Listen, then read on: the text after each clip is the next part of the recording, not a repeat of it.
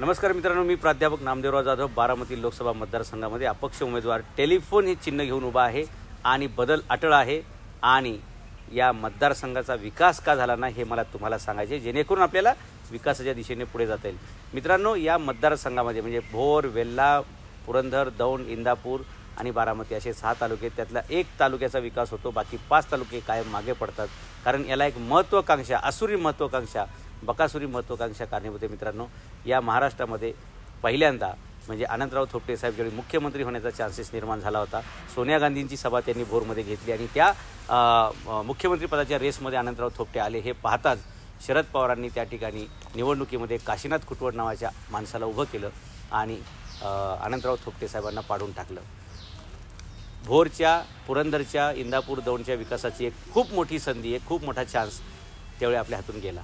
त्याच्यानंतर मित्रांनो, दादा जाधवराव यांनी राज्यमंत्रीपदापर्यंत मजल मारली आणि पुरंदरच्या जनतेला पाणी मिळावं यासाठी त्यांनी एक योजना तयार केली आणि ही योजना अंमलात आणली तर पुरंदरला पाणी मिळेल म्हणून शरद पवारांनी परत या ठिकाणी अशोक टेकवडे यांना उभं केलं आणि त्यांना पाडून परत तो प्रोजेक्टसुद्धा मातीमध्ये घातला किंवा तो प्रोजेक्ट बंद पाडला। अनंतराव थोपटे साहेब जर मुख्यमंत्री झाले असते तर भोरमध्ये 2 MIDC आले असत्या, पाण्याचे सगळे प्रश्न सुटले असते, दौंड, इंदापूर ह्या सगळ्या लोकांचे प्रश्न सुटले असते, दौंड, इंदापूर, भोर आणि मावळ, मुळशी या सगळ्यांचे। ही झाली एक बाजू।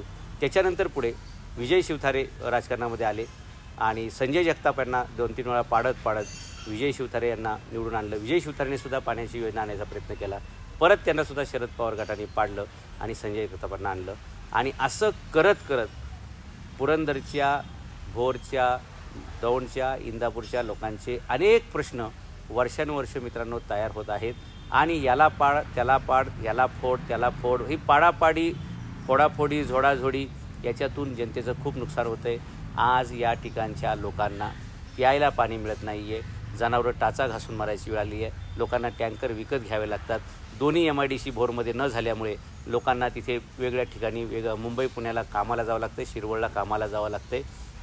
पुरंदरमध्ये पाणी नसल्यामुळे पुरंदर हा दुष्काळीच राहतोय। हीच परिस्थिती दौंडची आहे, इंदापूरच्या पण काही भागाची परिस्थिती आहे आणि मित्रांनो हे असं सतत होत राहिल्यामुळे या भागाचा कधी विकास होऊ शकले नाही।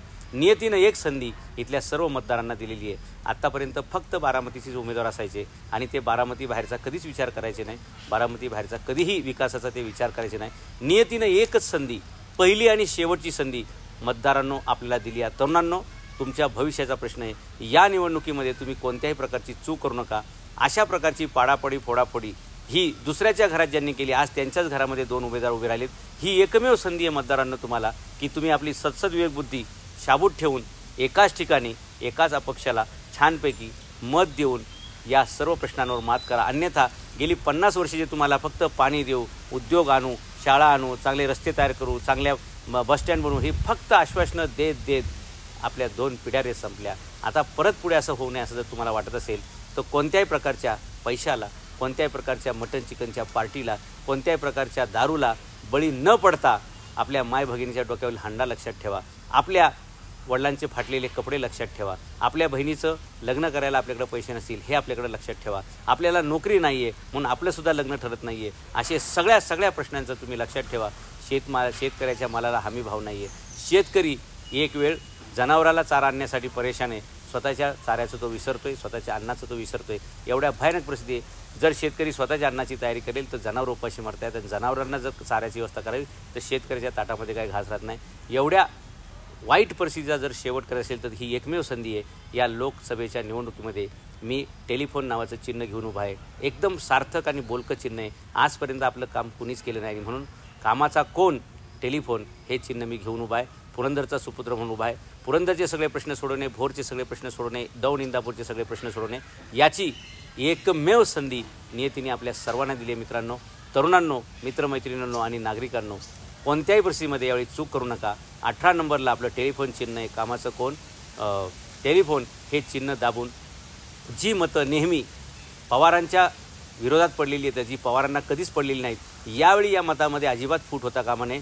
नेहमी जशी 6 लाख मतं यांच्या विरोधात आहेत तशीच मतं यांच्या विरोधात एकाच ठिकाणी पडली तर डेफिनेटली 2 लाखाच्या फरकाने नवखा उमेदवार निवडून जातो आणि नवखा उमेदवार निवडून आपण शहाणे आहोत, सुज्ञ आहोत हे अनेकदा बारामती मतदारसंघाने आत्तापर्यंतच्या 75 वर्षामध्ये सिद्ध केलेले, तसंच पुन्हा एकदा सिद्ध करण्याची जबाबदारी नियतीनं आपल्या सर्वांच्या खांद्यावर दिली आहे, जेणेकरून आपण शिवाजी महाराजांचे किल्ले, गडकोट, इतिहास आणि रोजगार निर्मिती यासाठी काम करू शकतो। याच्यासाठी आपल्याला मित्रांनो भाकरी फिरवायला लागेल, तवा फिरवावा लागेल, चूल नवीन ठिकाणी मांडावी लागेल, शिवाय आचारी बदलावा लागेल आणि वाढपीसुद्धा बदलावा लागेल, तेव्हाच बदल अटळ आहे।